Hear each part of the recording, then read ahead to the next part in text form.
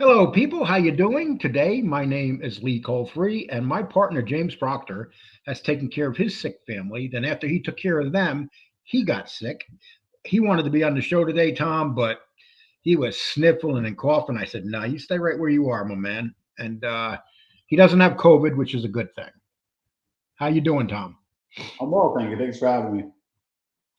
Well, you know something. I wanted somebody that has knowledge about the ins and outs of YouTube, and you're not going to believe this, Tom, but I consider you a pretty intelligent guy, and I can have these conversations with you because you look into these subjects we're going to discuss. And we're going to discuss Joey Merlino. And people, this is just a discussion of Joey Merlino. This isn't a show. Jock knocking Joey Merlino. This is our opinion and opinions of others. You guys make your own opinions. Joey Merlino has been nothing good but good for this genre. We have had several shows on this genre that have stayed on his back through this genre and grown. Done video. We're guilty 2 months. For 2 months, we did videos with Joey Merlino. So this is not a knock on Joey Merlino. This is just a little fun to see why Joey Merlino left YouTube. Tom?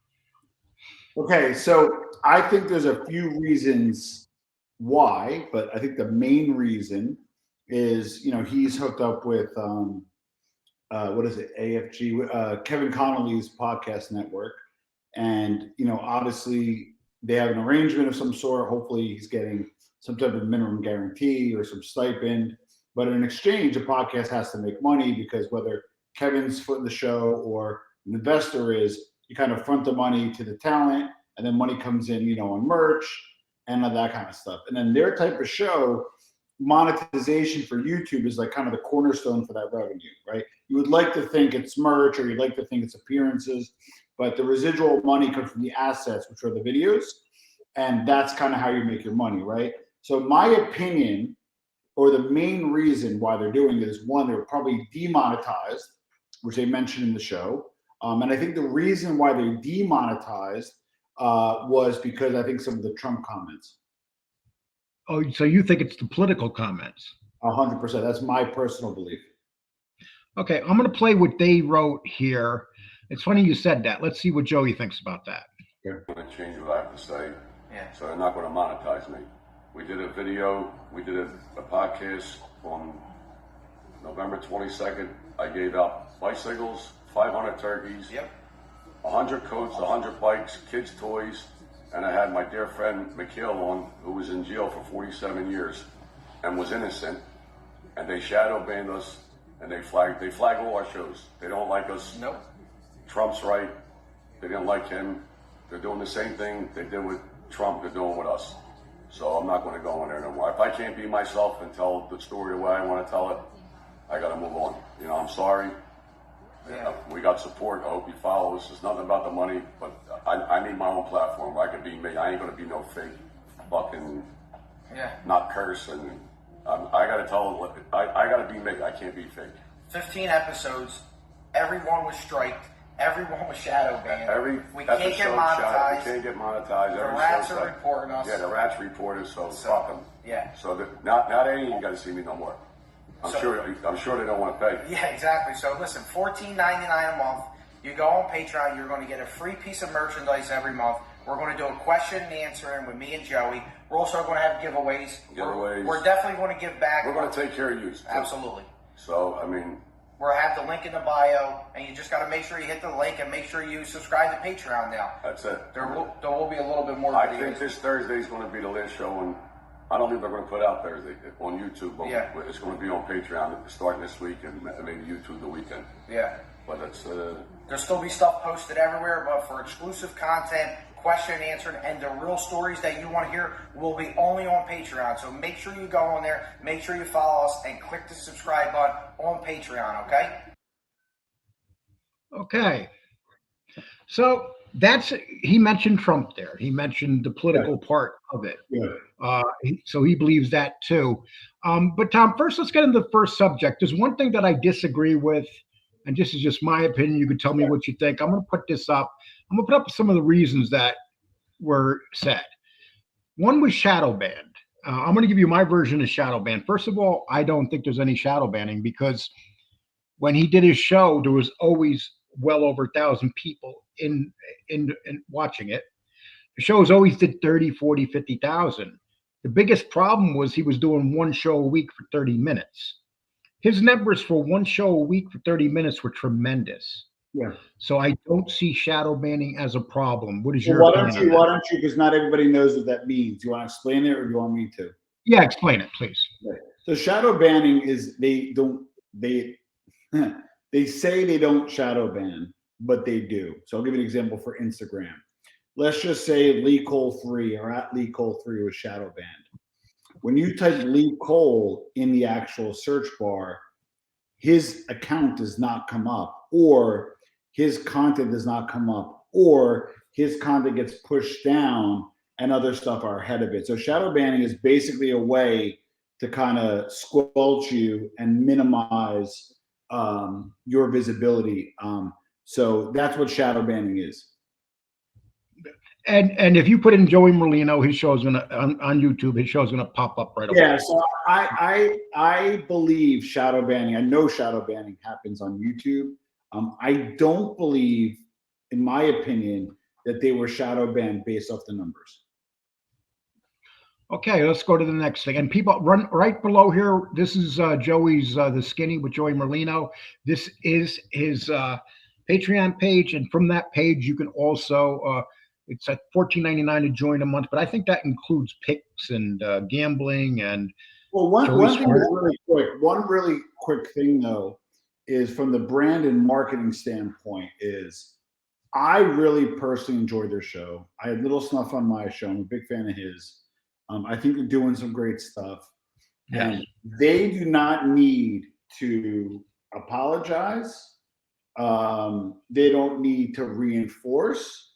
It should be it's $14.99 and that's the price.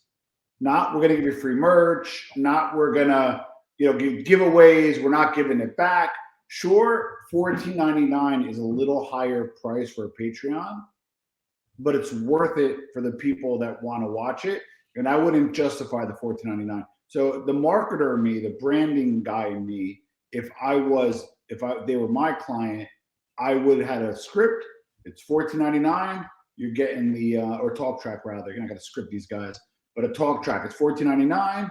You're gonna get the real and rawness. I'm gonna be me, like he said, and that's what we're gonna get. If you want to rock with it, great. We do some great stuff for the kids, and if not, we fully understand. But either way, this platform's not for us. Okay, so let's go to the next one. Okay, we're going to go with informants. Now, Joey believes that he was informants and strikes are pretty much the same, so we're going to put them together. Okay, yes, his show was struck. There's no doubt, because when you hurt people's feelings, they strike you. My show gets struck all the time by many people, but none of the strikes ever stick. Tom? Sorry, I had a work call. Sorry. Okay, so we have the informants, okay, and we got the strikes. So if he goes after Ruben, of course, Ruben being the brat he is going to strike him, says, how dare you talk about me and say all these negative things. So these guys are the ones that strike. Tom, you've been struck. Sometimes we'll get 30, 40 people strike us within 20 minutes because they're mad that we're going after somebody. Yeah. But YouTube usually looks at that and they realize when shows are being attacked unnecessarily. So Tom, tell me your opinion on informants are striking the channel. So he is getting struck, definitely 100%, because they mention it, they're aware of the strikes. The only challenge is you don't know who struck you unless it's a copyright strike, right? Right. But they're welcome to have their opinion. They were pretty vocal about certain individuals that were informants. So it could be the informants. It's not out of the realm of possibility.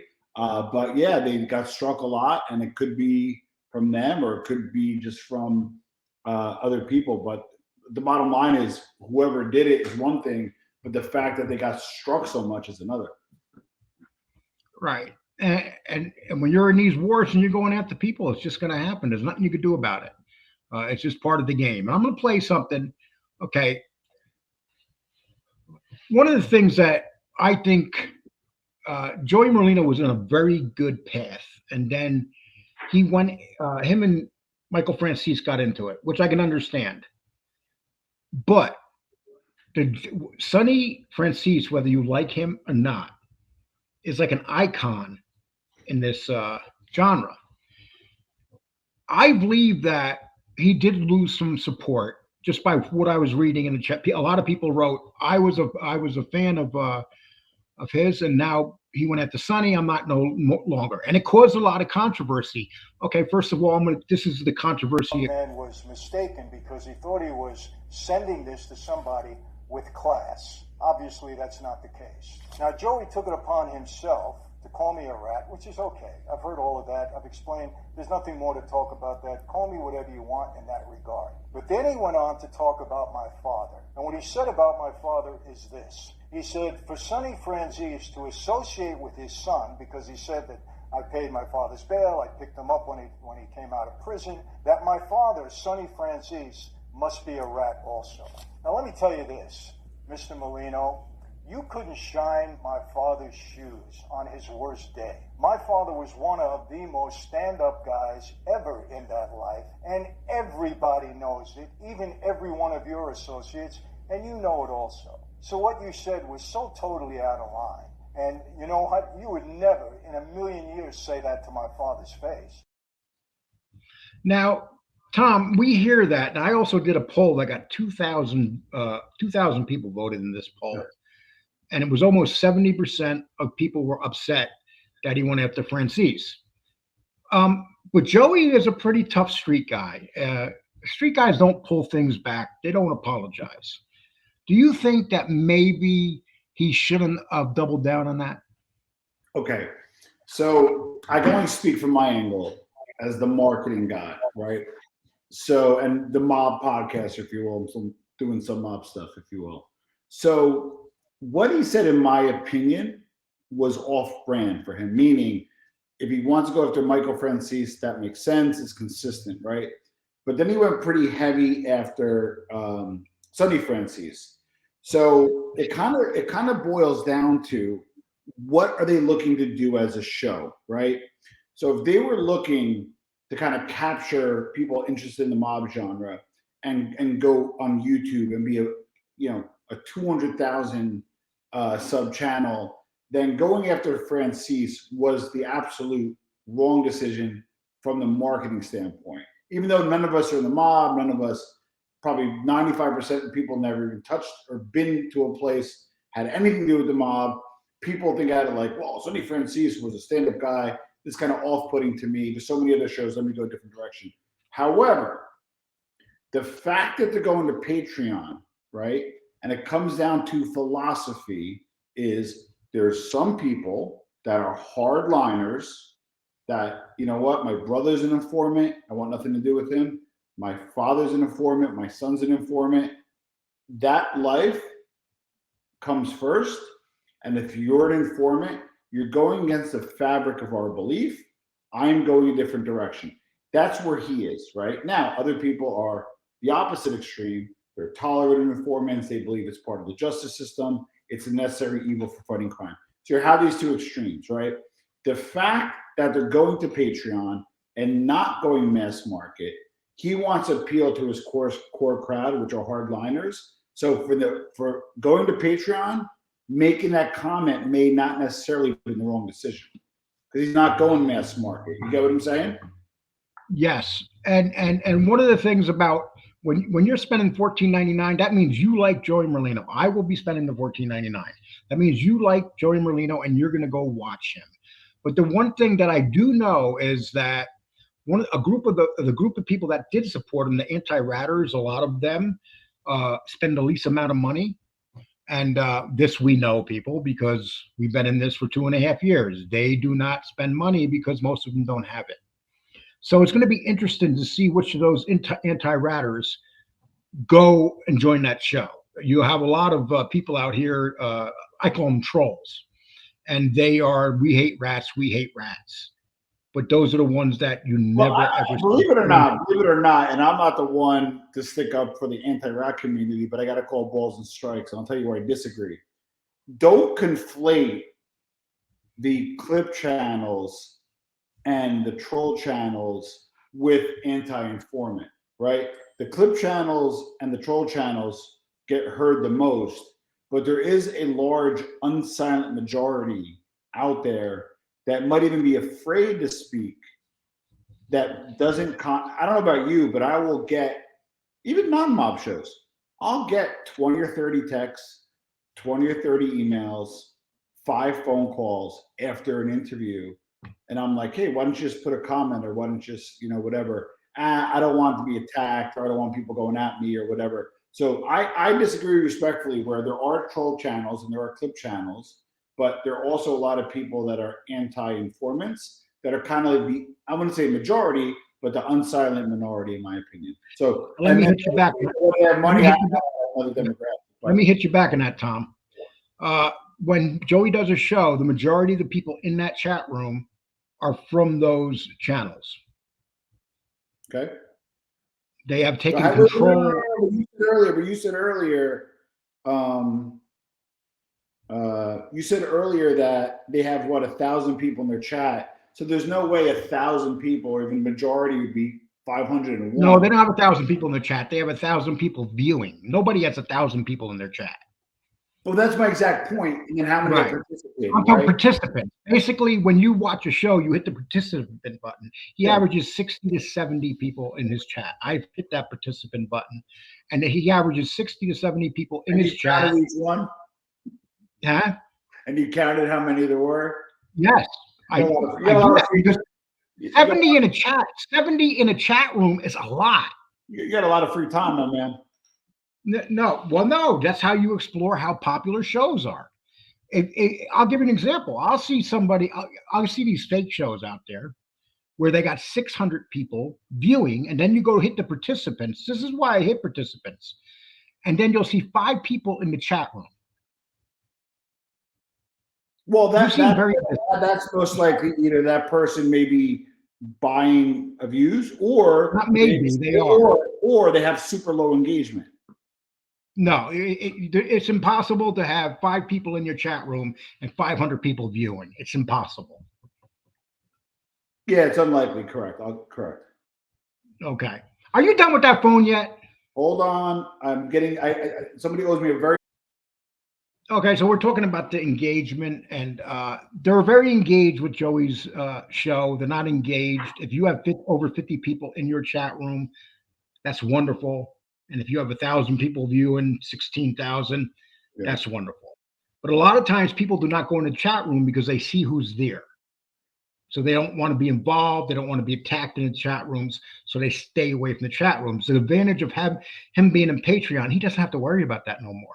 Because who's ever there, they're going to be in the damn chat room. Guarantee it. If you're spending $14.99, you're going to be in the chat room. Well, exactly. But also when you pay for content, right? Content is essentially free because it's subsidized by YouTube advertisers, right? And that's at the expense of the creator. We give up 45% of ad revenue, right?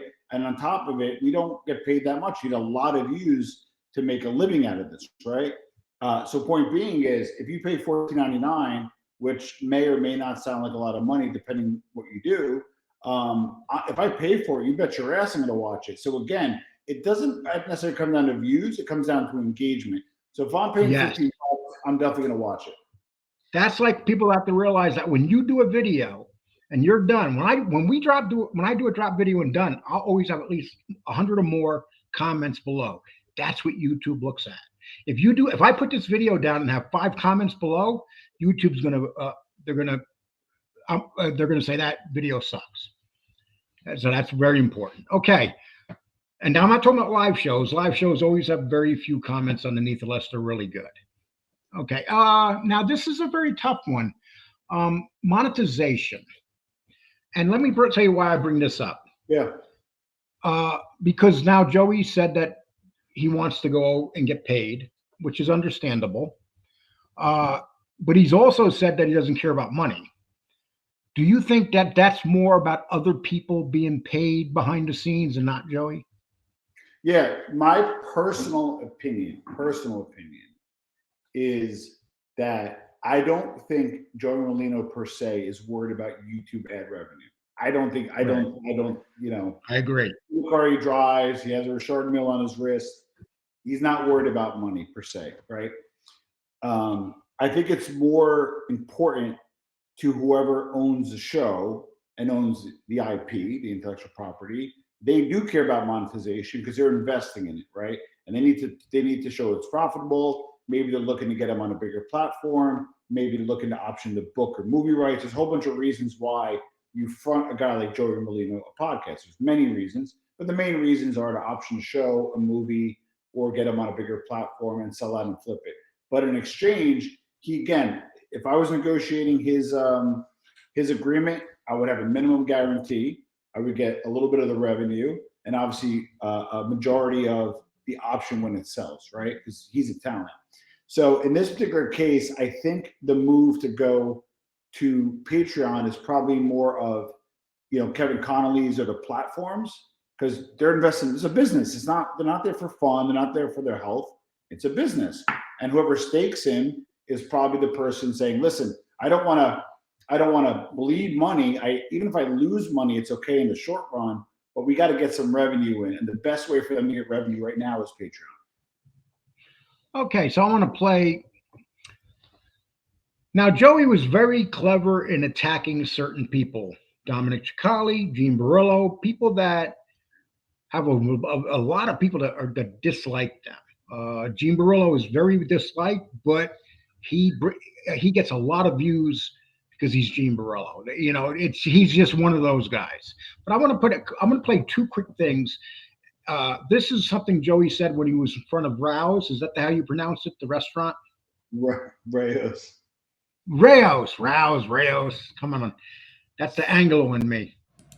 We're at Rao's in Harlem, celebrating our Christmas, enjoying the holidays. With our family and friends having a little Christmas party. We're in Harlem, we're in New York. Best food. We're all over the court. We're here. We can go anywhere. And we just left Howard Beach, and they said, what's the guy's name? Burillo. They said, go back to Howard Beach for Christmas. See if you're welcome. We're welcome anywhere. New York welcomes us with open arms, and we're having a good time. Merry Christmas. It's fucking freezing here. It's cold as balls. Yes, it is. But we're enjoying ourselves. We're enjoying ourselves. Merry Christmas. And happy holidays. Yep. Okay, that was first a dig at Gene Burillo. Whether you like Gene or not, Gene has a way of getting underneath your skin and making you reply. One thing I'm going to tell you about, I remember when I came into this, I had Jeff Nadeau say to me that I was not going to ever get Dominic Chakali to reply to me, that I'm nothing, basically. And next thing you know, Jeff Nadeau's on Patreon with Chakali, and Chakali's telling him, "Oh, Sammy Gravano hates Lee Cole," and with a surprising face, Jeff said, "He knows Lee Cole." See, sometimes people overvalue themselves and undervalue others. That happens. Yeah. But here, Gene Burillo, people say, "Oh, he's a jackass, he's a jerk," but Gene Burillo does one thing: he gets views, and people listen to him because a lot of people hate him and they want to hear what he has to say. What do you think about that? Well, I think that Gene, again, listen, I care, like, what I follow, and everybody has their lane. My lane is the marketing, the branding, the business end, the financial end. And I think Gene, when he kind of came on the scene, John and Gene show, whether we like it or not, they're one of the earlier shows. It was Michael, Sammy, and then them. So it was kind of like there's an expression, pioneers get slaughtered, settlers prosper. So generally being the first at something doesn't always mean to be the best. So that show obviously is not as common, or Johnny A. Late's not doing as much podcasting. I think that ran its course. I think he's coming back, but I haven't been following it as much. But my point being is Gene was a powerhouse in the space and had a very large followership. Whenever he was on a show, got a lot of views. But I think kind of going in and out of jail, and I think he'd be the first to admit it, kind of jammed him up a little bit, because if you're front and center and you're always present and he says outrageous things and it does outrageous things, people latch on to that because they want to see what he's going to say next, the Howard Stern effect, right? However, when you're gone for 6 months or gone for 8 months and back and here and there, out of sight, out of mind. So is Gene as popular as he was? I don't know. I don't have a way to measure that, but being in jail in 6 months definitely doesn't help. Yep. I got a way of measuring that. He has done two shows in the last month with John A-Light. And both those shows are John A-Light's highest rated shows in the last couple months. I mean, the numbers are really good on it. Sure. And that's when he brought Gene back. And I think that the thing with Joey kind of helped him. People look at Gene like he's an idiot, but sometimes people aren't as idiotic as you think they are. And I'm gonna, and this is Joey Merlino. This is when he first came onto the scene. This is like, I think this is the best short I've ever done on him, because of what he says here makes so much sense. But now, Joe, this neighborhood, This is my neighborhood. I mean, how great was it? It's the Italian market. We're going to go outside and I'll show you the street. We walk down the street. This is my neighborhood where I grew up at. I could come back here. Yes, there's other people that you just can't come. Go to the Bronx and go see if you're welcome. Go give turkeys out. Everybody here loves us. The people love us. The kids love us. We help everybody. Right. We're not bad guys. Don't believe what these fucking idiots tell you. Yeah. But one thing for sure is they can't go back to their neighborhood. All you fucking lying rats, go back to Brooklyn, go back to New York, go come back to Philly. You just can't go nowhere. Right. They don't want you. They open us with open arms, especially. They love us. They love you. They love us.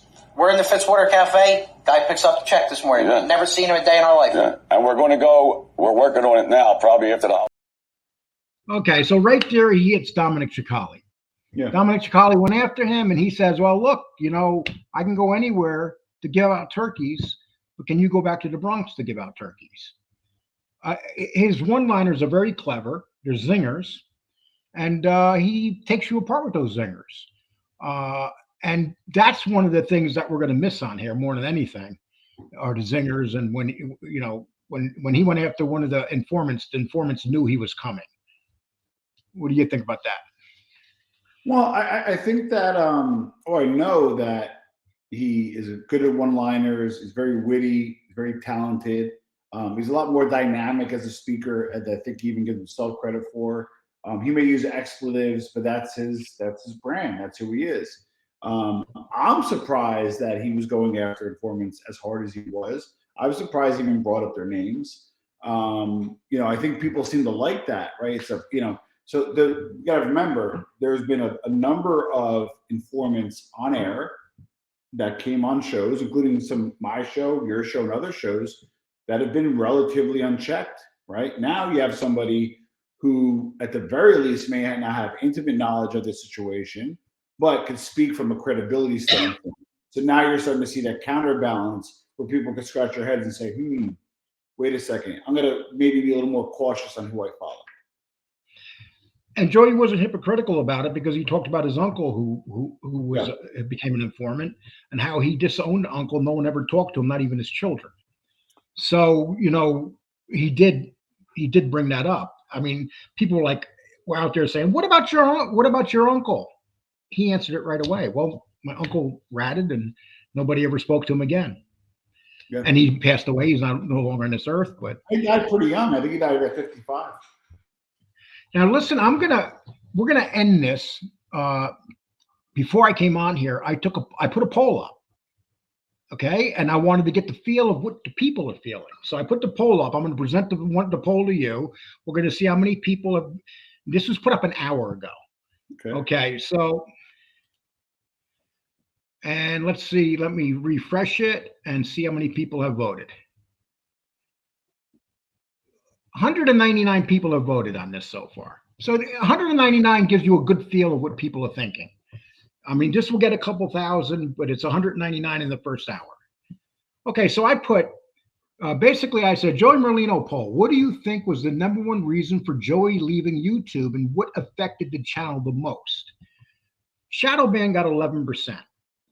Informant striking channel got 42%. Wow. No one believes it was because of the gambling. It's at 4%. Adult rating because of cursing, 19%. That's third. But here's an interesting one. Look what came in second place.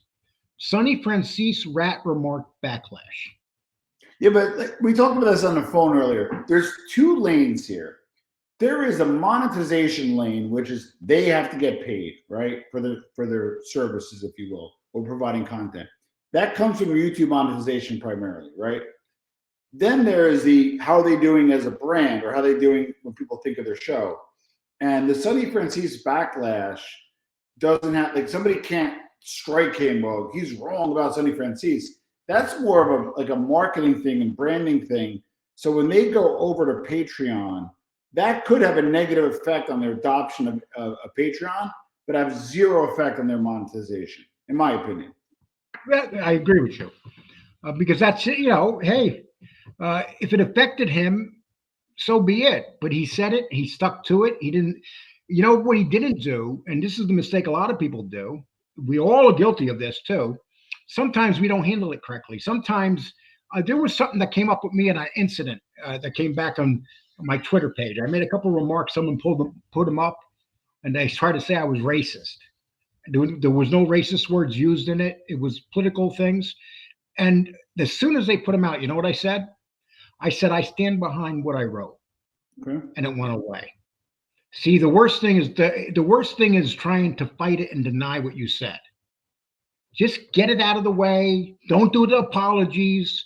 Apologies seem to open. There's some people out there that have said some racist things. Yes. And do me a favor, I'm not going to say who, but take some of your favorite content creators and put Twitter racist. You'll be surprised at what you see.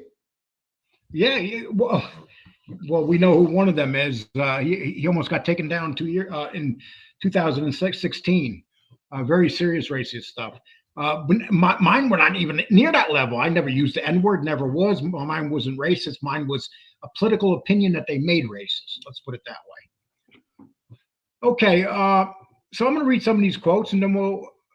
Painful says, I think he realized YouTube doesn't pay that much and just went where the money is. Wizard said, let's be honest here. The goal of all content creators in mob genre is to reach Mikey Scar's numbers on Patreon. The man makes good money. I like that. Yeah. Mikey Scars is the man when it comes to Patreon. Yeah. I mean, he has over 1,000 people, so he's making good money on Patreon. Yeah. Okay. Al Bundy says, my opinion is Joey doesn't really know or care about all the ins and outs of YouTube. As far as financial shadow banning, I'm sure his production company made the whole decision based on what they think will be best financial gain in the long run. Do you agree with that? That I agree with, because if you really look at their show, when they're out of studio, it has lower production value.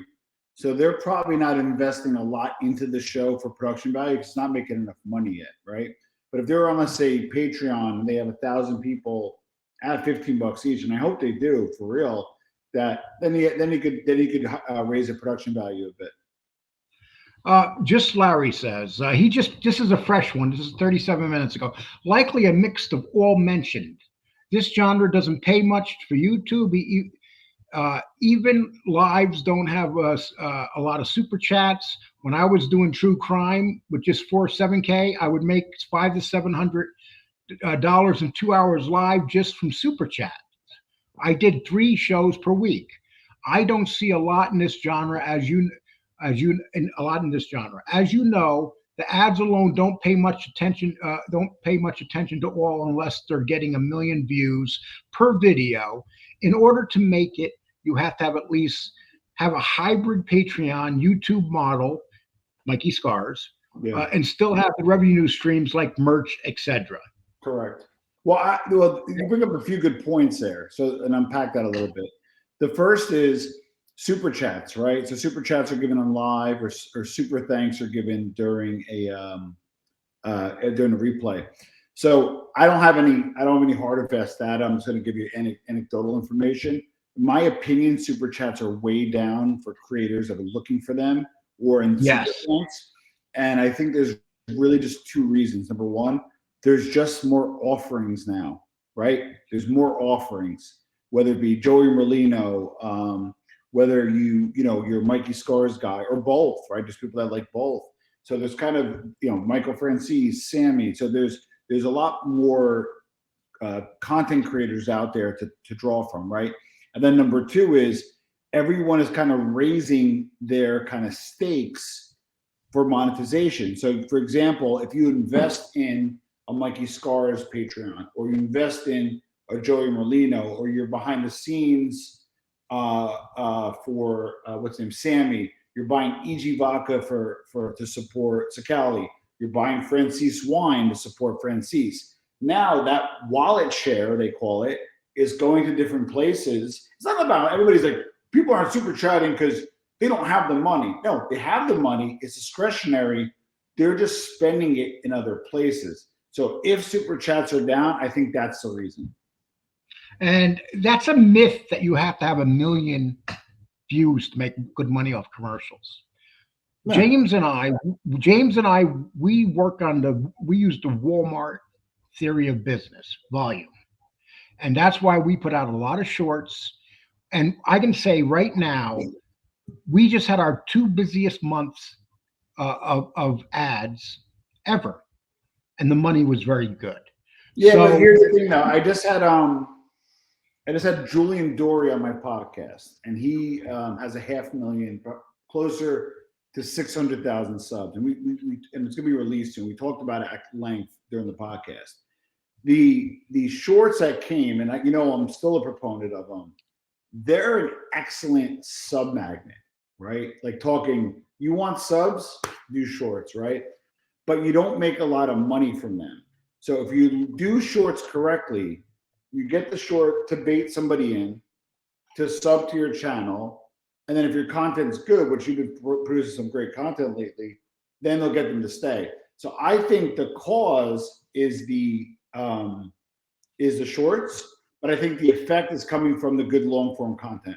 If you're able to bridge that together and marry that up, you're going to win in 24. But once, and you're totally right, but every month what I do notice is our money goes up in shorts, up and up and up. Shorts we're not just making $100 a month on shorts anymore. Yeah, you're making some good money. I mean, we're doing good on shorts. They call it tonnage. If you have quality long form, but you're able to barrel through the shorts like you're doing, like you said, quantity, or we call it tonnage in media, you're gonna eventually hit, because if you have 10 shorts, 2 are going to do 200,000 views and 2 are going to do 20, but you have a better chance for success by doing more. Yeah, and it's like you said, the subs too, and a certain percentage of the subs, you got to increase that percentage to get them to watch your long form. That's so the thing with subs is, and anybody who knows anything, views are the king. You get paid off of views; they're the most important thing, right? Yeah. And then you want to get recommended to people's pages, right? So recommended views. And I get recommended all the time by people I don't sub to, right? The subs are only important or super important for 2 things. One, social proof. Hey, Tom, I want to come on your show. Well, how many subs do you have? I got 45,000. Oh, okay. You know what? I'll rock with you. That's enough. Or, oh, you're not big enough for me. So number 1 is social proof. Number 2, reason why you want a lot of subs is when you have a sponsor, they ask for a media kit, and in the media kit you look at what is your subs, what are your views for over 30 days, and then also they'll look for your engagement, because if they're going to advertise on their platform, they got to get the return on investment. So subs do matter, but they only matter when for guest acquisition or if you're getting sponsors for your show. Okay, let's go to another one here. Brazy Donna says, exactly, just about the money. They came in here with the free teaser content, has nothing to do with informants or anything like that. It's a move, strictly a money move. You have very smart people remarking on this stuff right now. But here's the thing, though. I personally don't think it's a money move on Joey's part, but even if it was, we're in a free market economy. Why not? Right. But you said it best, Tom. You said it may not be Joey, but it might be the people around him. That's correct. And he don't care because know? he's on a minimum. He shouldn't care theoretically, because he's probably on a minimum guarantee. If anything, Patreon's going to be a better place for him because he can be able to speak freely.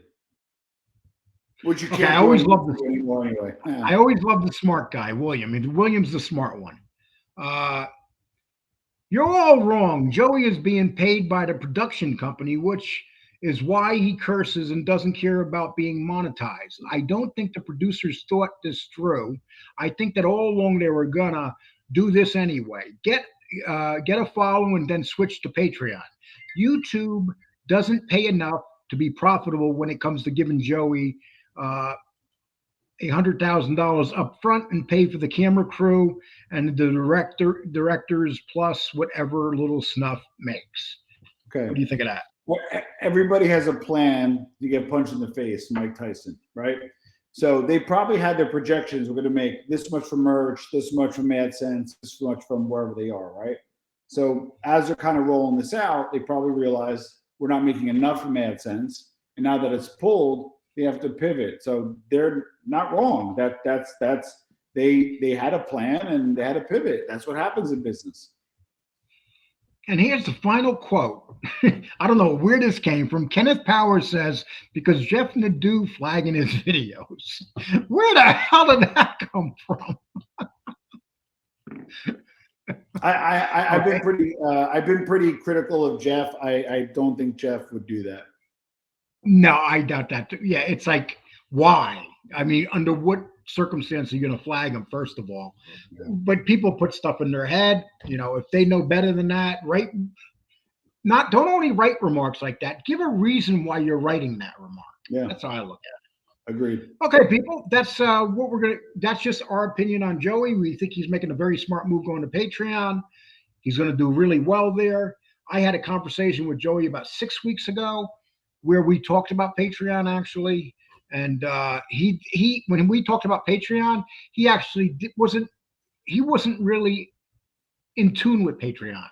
Joey doesn't know much about this stuff. Lee, are you trying to take credit for the move? No, absolutely not. No, he has absolutely not. No, but at that time he was talking about being attacked and stuff, and the rats, and it was right with the Sunny thing. And then I said to him, I said, did you ever consider going to Patreon? And he said, I don't really know much about it, but I'll talk to my guys about it. And he said that, 6 weeks. And if anybody wants me to show you, I don't like to show conversations, but that I would show. We did have that actual conversation. A lot of people are in Joe. And one thing about Joey, he's very accessible to his fans and to other content makers when they reach out to him. If he likes you or if he has no problem with you, he will respond to you. And that's a rarity in this business. Agreed. If you try to write Tom's a snob. He's not going to answer you. Tom Lavecchia is going to take at least 2 months to get back in touch with you. I answer or try to answer all of my comments. I used to have a kind of an assistant do it when the show was a little bigger, but it just didn't make sense financially. So George was a great guy, helped grow the channel. He handled all the inbound messages, but I handled it now. I think I got a you get that weekly thing from the studio. You know what I'm talking about, Lee, right? It gives you weekly numbers. Yes. So hold on, let me see. Yep. At the end of every show. Yep. Yeah. So I think last week I had like 800 comments for the week, and I respond to all of them. Yes. And and if you do have a show, comment. YouTube loves when you put that heart there. And here's an advantage of putting that heart. There's a little secret behind that heart that I'm going to tell people real quickly right now. If you have a show and you have 100 hearts underneath, click the heart off and replace it. And it will get those people to start watching that video again. Wow. That is a trick. That is a trick. That's an old trick in YouTube. Unheart, and then when you heart, it notifies those people and they watch your video again, because last time they may have just wrote a quote and not watched the video. So just so you do know. And it does work, and I do it all the time. Interesting. With that, people, thank you very much. We appreciate everything. Below here, this is Joey's Patreon. I'm not going to put none of our stuff up right now because this is just a show about Joey. You guys take care. And Tom, thank you so much for coming on the show. My pleasure, Lee. Thanks so much, and see you next time. No problem.